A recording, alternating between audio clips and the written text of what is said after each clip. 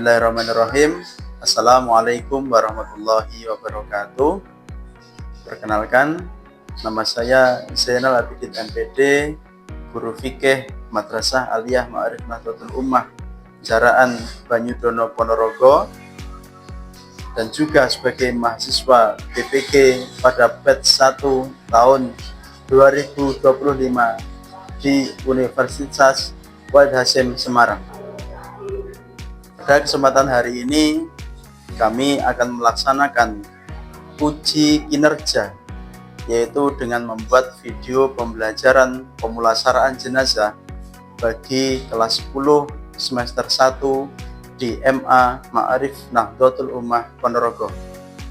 Kepada Bapak dan Ibu dosen, mohon bimbingannya. Terima kasih. Assalamualaikum warahmatullahi wabarakatuh. Selamat menyaksikan.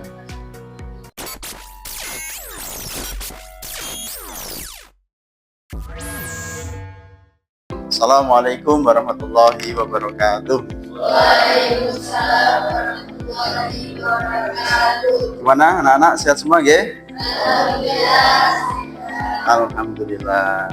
Baik, kita bertemu lagi pada pembelajaran fikih, yang mana nanti kita akan belajar tentang bagaimana umat muslim memulasaraan jenazah.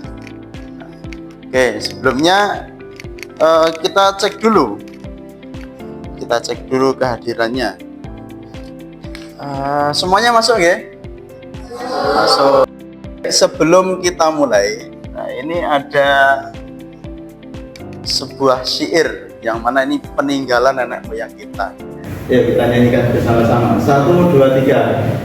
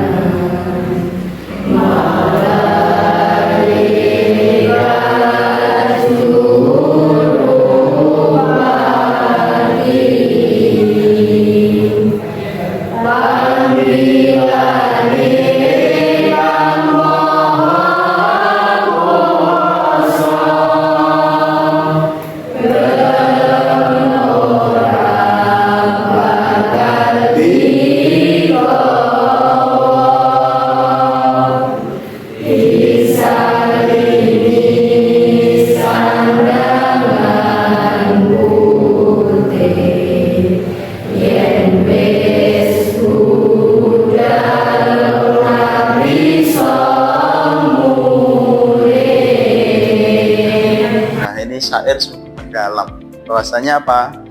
Kita sebagai umat muslim harus senantiasa mengingat akan kematian. Ayo, siapa yang berani mati? Ya, tentunya ketika manusia hidup itu pasti akan mengalami kematian. Kullu nafsin dha'iqatul maut. Setiap yang bernyawa pasti akan merasakan yang namanya mati. Nah, kalau nggak mau mati berarti ya jangan hidup. Baik, sebelum kita lanjutkan, ini ada sedikit pertanyaan. Coba pertanyaan yang pertama, apa yang akan terjadi jika tidak ada satupun dari kita yang bersedia mengurus jenazah? Nah, tentu di rumah kita atau di rumah kalian itu kadang ketika ada orang meninggal itu tidak tahu caranya. Ini jenazahnya diapakan? Nah, kira-kira ketika tidak ada yang bisa, apa solusinya? Ayo, ada yang bisa jawab?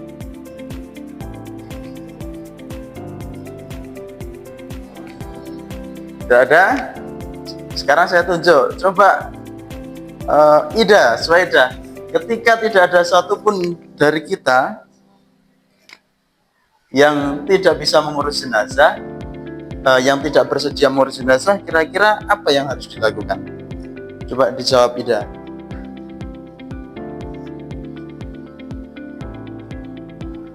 Mungkin di sana ada tokoh masyarakat dari desa lain atau bagaimana?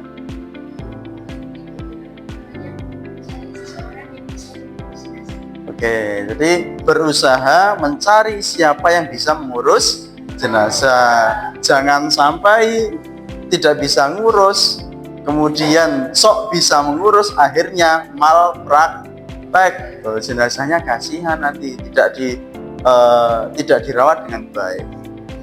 Oke, terus yang kedua, mengapa pemulasaran jenazah menjadi tanggung jawab umat Islam secara kolektif? Nah, kolektif itu bersama-sama.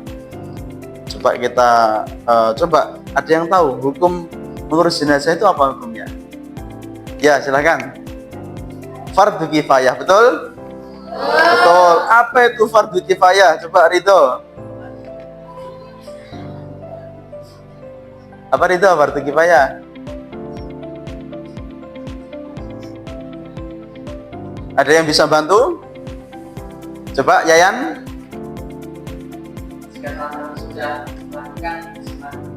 Oke, betul. Tepuk tangan untuk Yayan.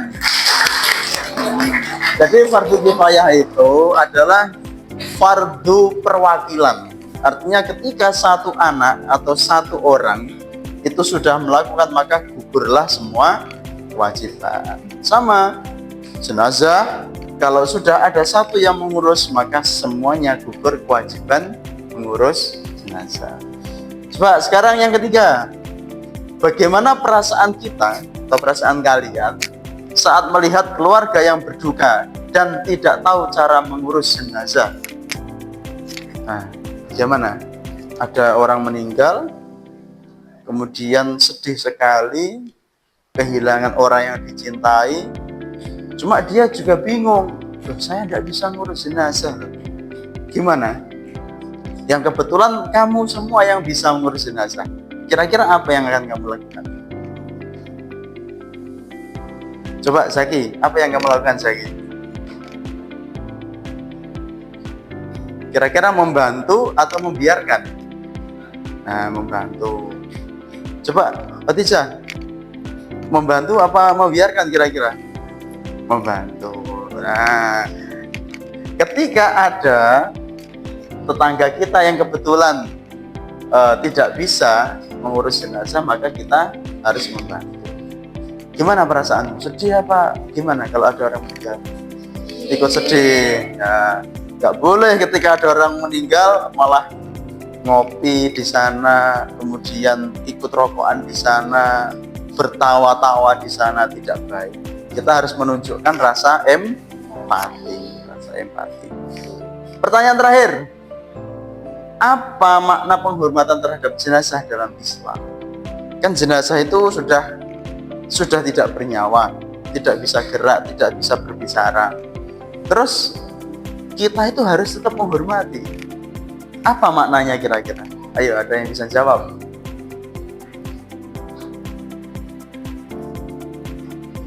Coba Naim, jawab Naim.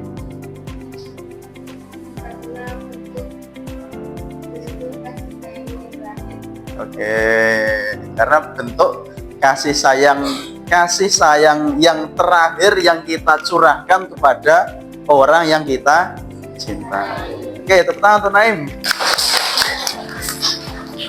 Baik, bagus semuanya. Nah, sekarang kita lanjutkan.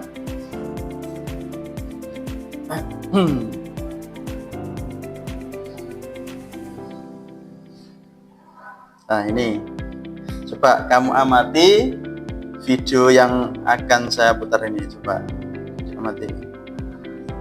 Saudara, ini bukanlah jajaran jenazah COVID-19. Meski di tengah pandemi ini, RSUP Sanglah Denpasar dan Dinas Sosial Provinsi Bali akan melakukan kremasi. Namun kremasi ini diperuntukkan kepada 30 jenazah yang terlantar di RSUP Sanglah Denpasar.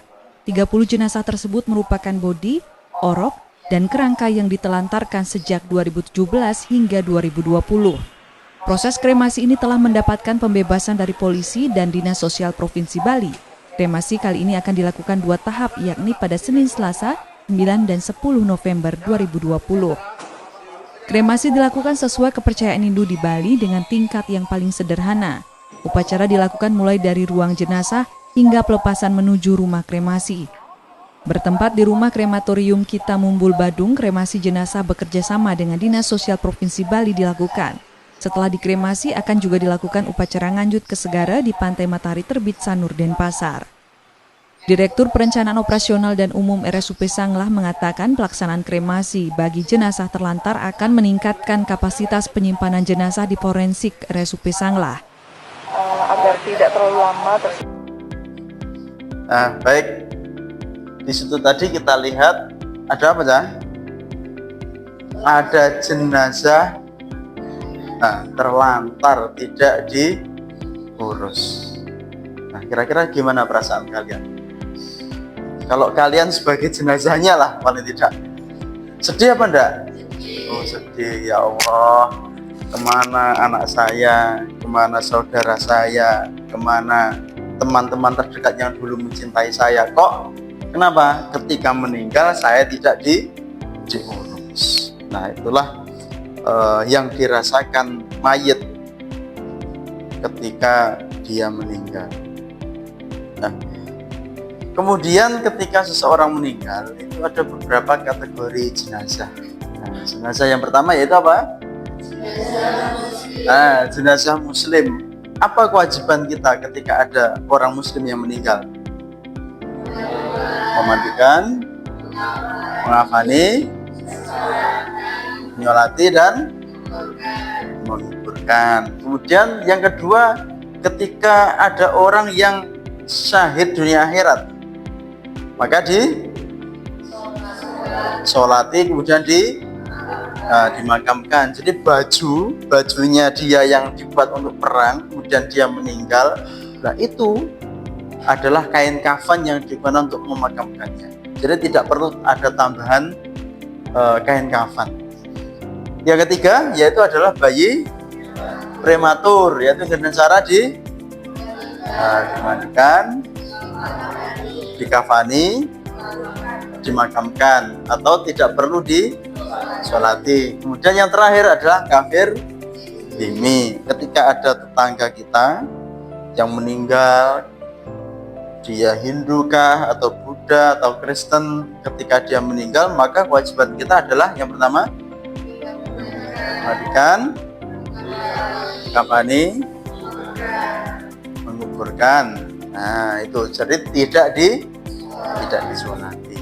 Baik, selanjutnya akan kita bentuk, ya, satu kelas ini akan kita bentuk menjadi 4 kelompok, yang mana nanti masing-masing kelompok itu mempresentasikan kegiatan pemulasaran jenazah.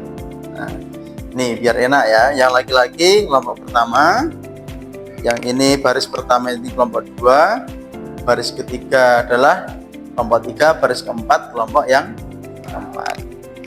Oke, baik. Nanti akan saya putarkan video tentang tata cara pemulasaran jenazah, silahkan diperhatikan. Kemudian kaitkan pengetahuan yang kamu lihat ini nanti dengan yang ada di masyarakat kalian. Kemudian juga kamu kaitkan dengan yang ada di buku materi kalian.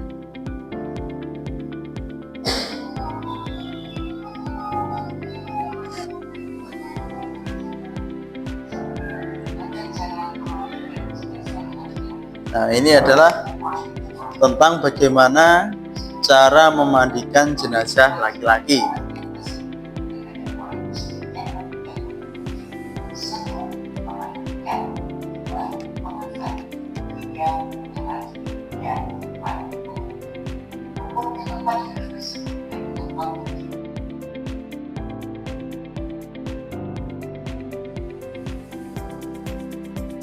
Baik, kita mulai presentasinya. Silakan untuk kelompok yang pertama presentasi dan melaksanakan demonstrasi bagaimana cara memandikan jenazah yang sudah kamu rancangkan.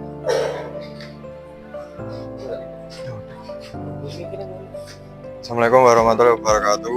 Waalaikumsalam warahmatullahi wabarakatuh. Kami dari kelompok 1 mau meraktekkan simulasi memandikan jenazah.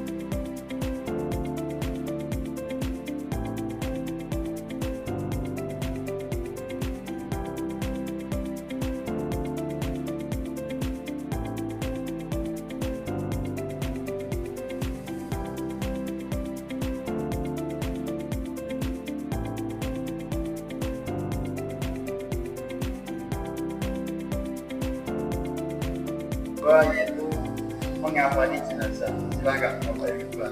Baik, jadi kelompok kedua itu adalah kami akan mempresentasikan tentang mengkafani jenazah. Jadi untuk mengkafani itu, untuk mayat laki-laki itu 3 lembar kain, untuk perempuan itu 5 lembar kain. Baik, langsung saja prakteknya. Yang kain yang pertama ini adalah untuk tudung kepala, dan kain yang tengah ini adalah untuk menutup dada. Lalu kain yang ini namanya sarung bagian tengah. Jadi yang pertama kita lakukan adalah memakai sarung kanan kiri. Yang kedua adalah bagian kain dada hingga coba hubungi kamera ini.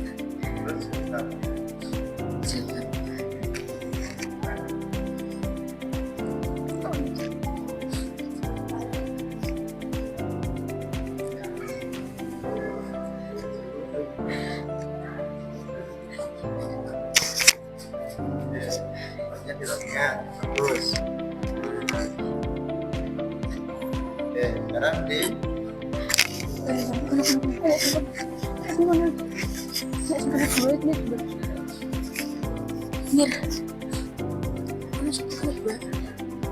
lapisan yang atas dulu, karena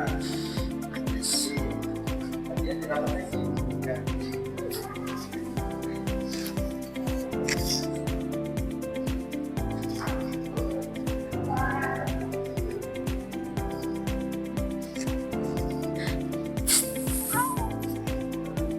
Terus Yang kedua, bisa kedua.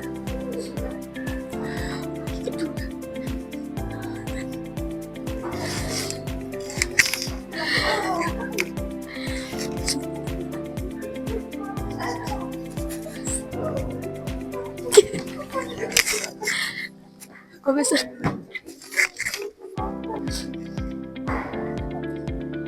baris sepatu.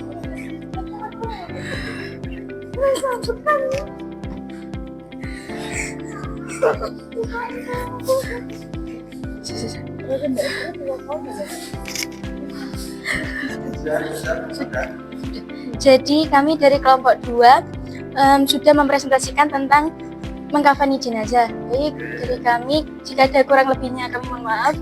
Sekian dan terima kasih. Bismillahirrahmanirrahim. Baik, kami dari kelompok 3 yaitu mensolati. Di sini kami akan mempraktikkan bagaimana cara mensolati jenazah. Untuk mensolati jenazah laki-laki itu Pak imamnya itu berada di kepalanya jenazah, dan untuk perempuan itu berada di bagian badannya jenazah. Dan untuk mensolatinya itu ada 4 rakaat, yang 4 takbir ya. Untuk yang takbir pertama itu membaca Al-Fatihah, yang kedua membaca sholawat, yang ketiga membaca takbir ketiga, yang takbir keempat membaca takbir keempat. Tata cara menyolati jenazah laki-laki, yaitu imam menghadap ke kepala mayit, kalau perempuan itu bagian perut mayit. Allahu Akbar. Allahu Akbar. Allahu Akbar.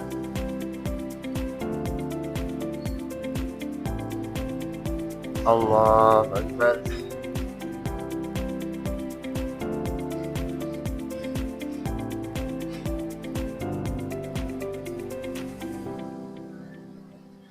Assalamualaikum warahmatullahi wabarakatuh.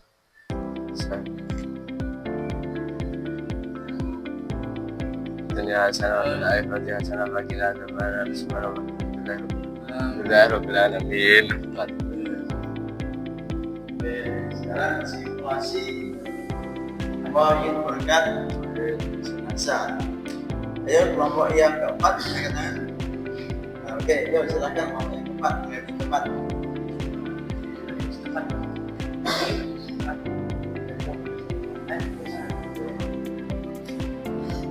Baik, kami dari kelompok terakhir presentasi bagian memakamkan jenazah.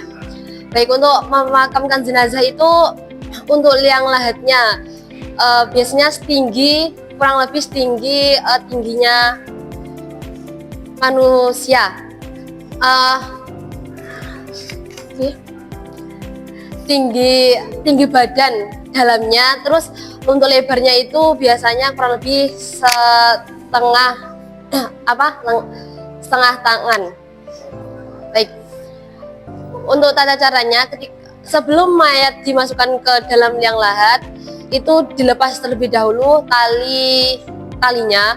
Kemudian ketika mau meletakkan mayat ke liang lahat, membaca doa yaitu Bismillahirrahmanirrahim. Setelah itu mayat diletakkan di liang lahat, dimiringkan menghadap ke kiblat, terus pipinya itu ditempelkan ke tanah gitu. Baik, lebih lanjutnya kita langsung saja praktek untuk pemakamannya.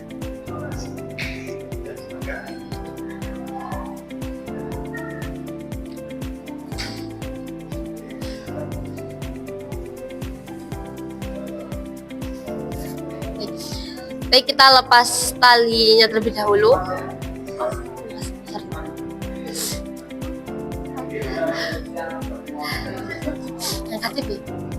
Angkat biasa. Baik, ini proses untuk mengangkat mayat ke dalam liang lahat.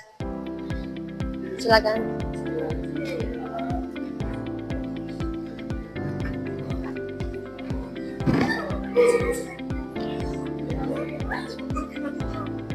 Ini jendernya. Wes.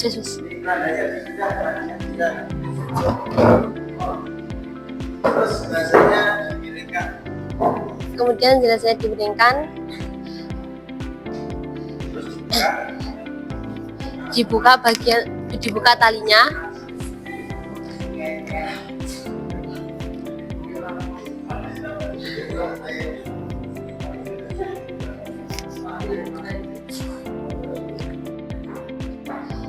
Setelah itu pipinya ditempelkan ke tanah. Setelah itu ditutup menggunakan papan, kemudian ditaburi tanah, terus selesai. Diuruk tanah sisa tadi galian, dimasukkan untuk menutup mayat tersebut. Baik. Mungkin cukup sekian proses pemakaman jenazah dari kelompok kami. Terima kasih. Wassalamualaikum warahmatullahi wabarakatuh. Baik anak-anak semuanya, tadi kita sudah melaksanakan praktek apa? Pemulasaran jenazah yang terdiri dari memandikan, mengafani, menyolati, dan menguburkan. Nah, coba dari materi yang sudah kita pelajari tadi, kira-kira dari kalian semuanya ada yang mau disampaikan atau mau ditanyakan? Silahkan.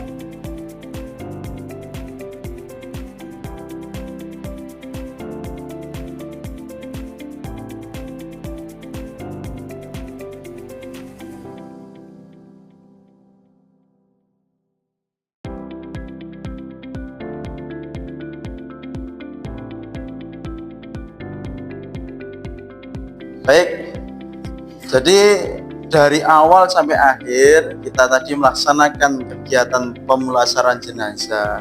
Ketika memandikan, auratnya harus tertutup, pegangnya pelan-pelan, tidak boleh kasar. Nah, itu menunjukkan apa? Kepedulian kita kepada mayit.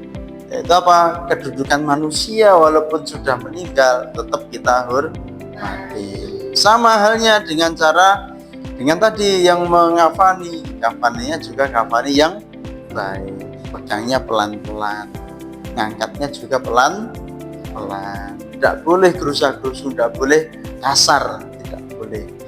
Sama juga dengan yang nguburkan tadi, ngangkatnya pelan-pelan, naruhnya pun juga pelan-pelan. Jangan sampai naruh mayat dilempar loh, tidak boleh, harus pelan-pelan.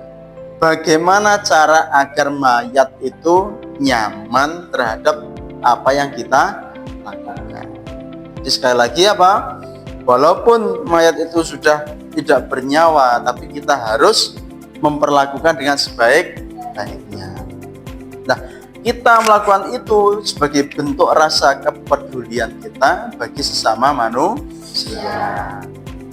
Oke, baik. Mungkin sekian untuk pembelajaran hari ini. Untuk minggu depan tugasnya adalah membuat proyek. Apa itu proyeknya? Proyeknya adalah anak-anak semuanya dari kelompok yang ada, yang sudah kita bentuk hari ini, nanti silahkan membuat semacam brosur yang mudah dipahami oleh masyarakat. Brosur itu nanti isinya tentang bagaimana cara pemulasaran jenazah yang baik dan benar. Bisa dipahami ya? Bisa. Baik, untuk mengakhiri pertemuan pada pagi hari ini, marilah kita berdoa dan semoga Allah senantiasa membimbing kita pada jalan yang lurus dan leres, dijauhkan dari jalan yang sasar dan sesat, dan apabila sewaktu-waktu kita dipanggil oleh Allah Subhanahu wa taala, semoga dalam keadaan husnul khotimah. Allahumma amin. Al-Fatihah.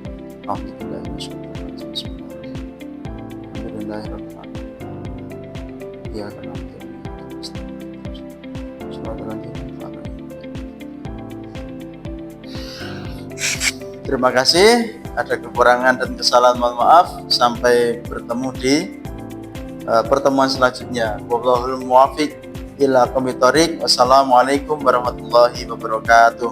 Waalaikumsalam.